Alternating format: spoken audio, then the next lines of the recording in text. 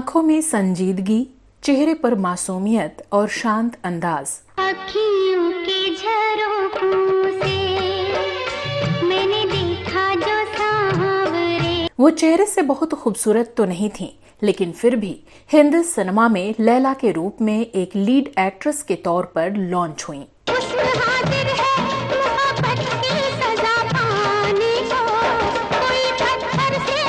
रेशमी पाजेब की झनकार के सदके जिसने ये पहना।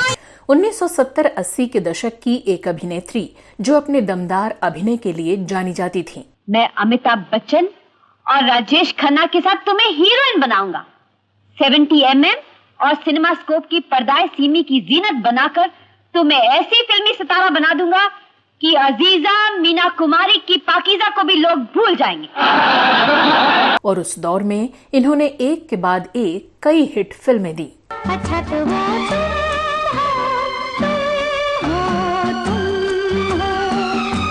लेकिन ऐसा क्या हुआ कि उस समय एक स्टार अभिनेता के साथ इनके अफेयर की खबरों ने इनके टॉप पर चल रहे करियर को अचानक फर्श पर लाकर पटक दिया। तू ही वो हंसी है जिसकी तस्वीर। ऐसी कौन सी बड़ी गलती इन्होंने कर डाली कि जिससे रातों रात स्टार बनी इस अदाकारा को फिल्मों से संन्यास तक लेना पड़ गया। मेरे नसीब में शायद सारी जिंदगी इसी कुर्सी का सहारा लिखा है। और क्यों इनके ऊपर अपने पति के साथ हद से ज्यादा अत्याचार करने और उन्हें जान से मारने की कोशिश करने का गंभीर आरोप लगा। मेरा इनकार, इसका इसरार, मेरा गुस्सा, इसका नापाक इरादा, ये आगे बढ़ा, मैं पीछे हटी, मैं पीछे हटी, ये आगे बढ़ा। मेरी ज़हनी कश्मकश का ये आलम था कि ये शैतान मुझे प्रेम चोपड़ा नजर आने लगा। बताएंगे और भी बहुत कुछ, आप बने रहिए हमारे साथ।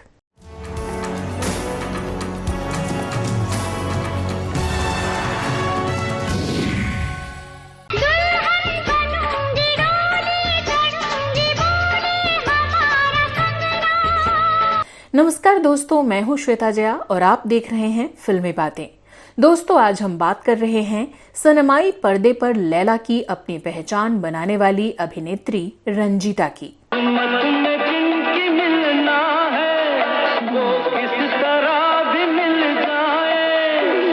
रंजीता का जन्म 22 सितंबर 1956 को पंजाब में हुआ था। इनका पूरा नाम रंजीता रॉबी कौर था। रंजीता ने बचपन में वैजंती माला की एक फिल्म देखी और इसी से प्रभावित होकर फिल्मों में जाने का मन बना लिया। अपने सपने को पूरा करने के लिए रंजीता ने film and TV institute Pune में एडमिशन लिया और अपने एक्टिंग स्किल्स को तराशने के बाद फिल्म इंडस्ट्री में एंट्री ली।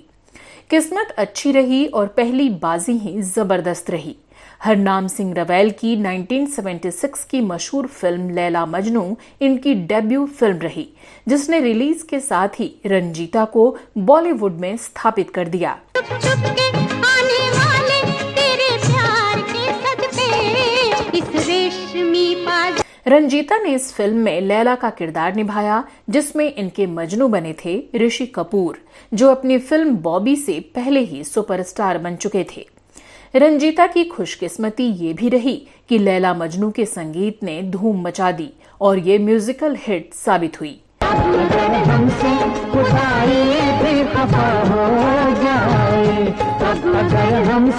फिल्म में साहिर के लिखे गीतों को दो धाकड़ संगीतकार मदन मोहन और जयदेव ने मिलकर जो धुनें दी और मोहम्मद रफी के साथ लता मंगेशकर के इन धुनों में अपनी आवाज के जादू से इसने फिल्म को बेहद सफल बना दिया। के मायूस तेरे दर से सवाली न गया झोलियां। इस फिल्म की सफलता के बाद रंजीता को BR फिल्म्स और राजश्री प्रोडक्शन जैसे बैनर की फिल्में मिली। तो इस तरह से मेरी जिंदगी में शान। रंजीता ने BR फिल्म्स की पति पत्नी और वो में काम किया।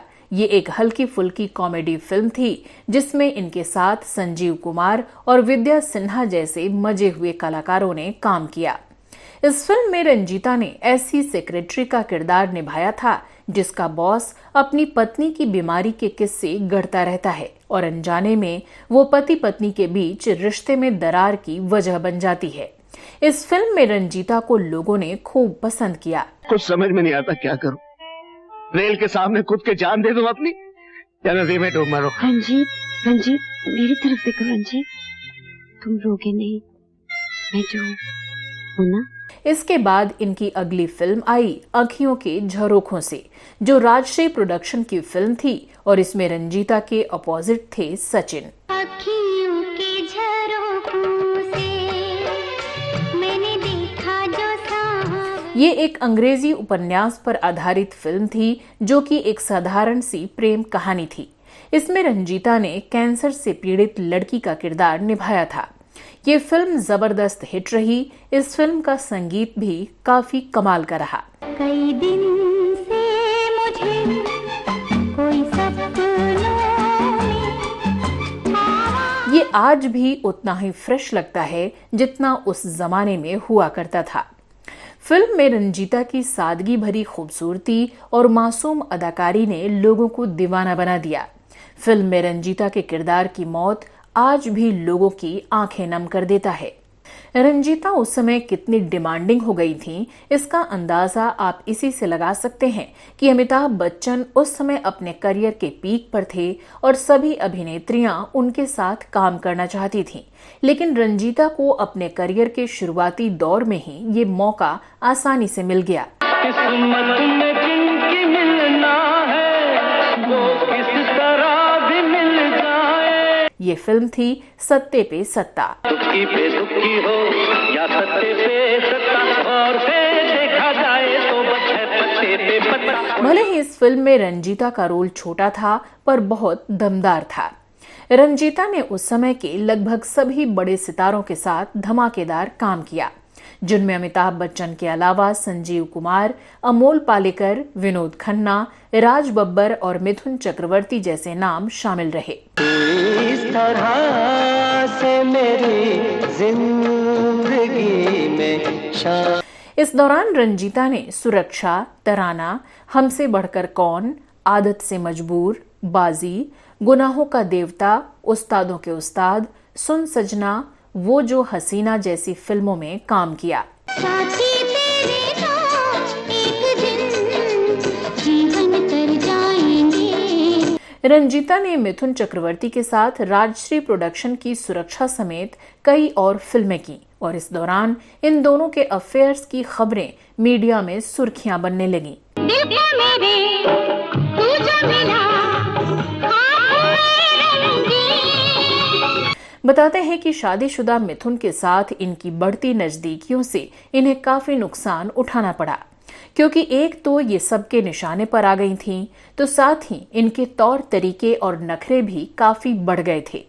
ये शूटिंग पर लेट आने लगीं, डेट्स आगे बढ़ाने लगीं और काम को सीरियस लेना लगभग बंद ही कर दिया। दिल भर मेरे दिल में क्या है तू जो इसे सुन लेती मेरे संग। बताते हैं कि रंजीता अपनी शोहरत को संभाल नहीं पाईं। इनमें तुनक मिजाजी आने लगी और ये काफी चिड़चिड़ी हो गईं। साथ ही नए दौर के हिसाब से खुद को न ढाल पाने के कारण भी ये दूसरी अभिनेत्रियों से पिछड़ती चली गईं। बड़े बड़ाई ना करें, बड़े न बोले। खबरों के माने तो उस वक्त रंजीता ने फिल्मों में बोल्ड कपड़े पहनने और रोमांटिक सीन देने से साफ मना कर रखा था। ये अपने हिसाब से अपने सीन तय करने लगी थीं, फिर भला फिल्म मेकर्स इन्हें कब तक झेलते।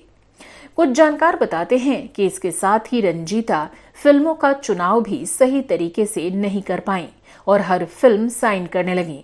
इसका अंदाजा आप इससे लगा सकते हैं कि इन्होंने फिल्म तेरी कसम में कुमार गौरव की बहन का किरदार निभाना स्वीकार कर लिया। इस फिल्म के साथ लगभग ये तय हो गया कि मुख्य अभिनेत्री के रूप में अब इनका करियर खत्म हो गया है।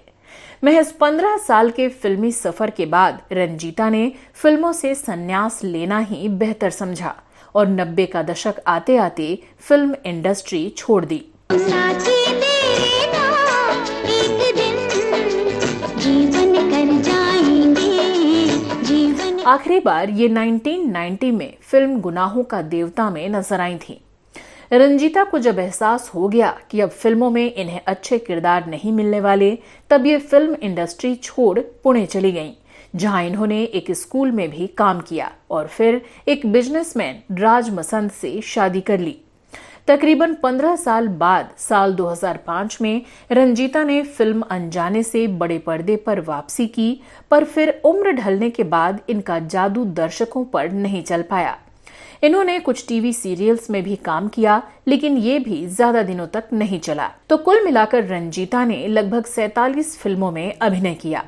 अवार्ड्स की बात करें तो रंजीता को फिल्म आँखियों के झरोखों से के लिए बेस्ट एक्ट्रेस, पति पत्नी और वो और तेरी कसम के लिए बेस्ट सपोर्टिंग एक्ट्रेस के तौर पर फिल्म फेयर पुरस्कार के लिए नामांकित किया गया, लेकिन इन्हें एक बार भी ये पुरस्कार हासिल नहीं हो सका। गुमनामी में रहने के बाद 2019 में रंजीता तब अचानक चर्चा में आ गईं, जब इन पर इनके पति ने मारपीट और जान से मारने की कोशिश करने का संगीन आरोप लगाया। इनके पति राज मसंद ने सीनियर सिटीजन हेल्पलाइन पर कॉल करके बकायदा ये बयान दर्ज कराया कि पत्नी रंजीता कौर और इनके बेटे स्काई ने मिलकर इन पर काफी अत्याचार किया और बिल्डिंग के 4th फ्लोर से धक्का देने की कोशिश भी की। पुणे पुलिस ने आईपीसी के सेक्शंस 323, 504 और 506 के तहत मामला दर्ज किया और छानबीन शुरू की। फिर पता चला कि रंजीता अपने पति राज और बेटे स्काई के साथ अमेरिका के वर्जीनिया में रहा करती थीं और ये लोग कुछ साल पहले ही पुणे में कोरेगांव पार्क इलाके में शिफ्ट हुए थे। इनके पास वर्जीनिया में 7-Eleven स्टोर्स की एक सीरीज स्टोर थी। दरअसल राज और रंजीता का बेटा स्काई अमेरिका में ही पला बढ़ा था और कुछ दिन पिता के साथ काम करने के बाद वो भारत आया था, जिसके बाद अपना खुद का बिजनेस करना चाहता था। घर में विवाद तब शुरू हुआ जब राज मसंद ने अपने बेटे स्काई को बिजनेस के लिए पैसा देने से मना कर दिया, क्योंकि माँ बेटे मोटी रकम की डिमांड कर रहे थे। आरोपों के मुताबिक फिर रंजीता और बेटे ने राज मसंद के साथ काफी कुछ बुरा किया और 4थे फ्लोर से धक्का देने की कोशिश तक कर डाली। इस मामले में रंजीता ने अपनी सफाई में कहा कि हर घर में ऐसे झगड़े होते हैं। मेरे पति अमेरिका में काम करते हैं और मेरा बेटा भी उनके साथ काम करता है। बिजनेस की बात को लेकर ये बहस हुई थी और बात इतनी बढ़ गई कि मेरे पति ने पुलिस में फोन कर दिया। हालांकि मामला पुलिस में जाने के बाद परिवार के लोगों ने बीच बचाव किया और इस मसले को पुलिस स्टेशन में ही सुलझा लिया गया। मेरा इनकार, इसका इसरार, मेरा गुस्सा, इसका नापाक इरादा, ये आगे बढ़ा, मैं पीछे हटी, मैं पीछे हटी, ये आगे बढ़ा।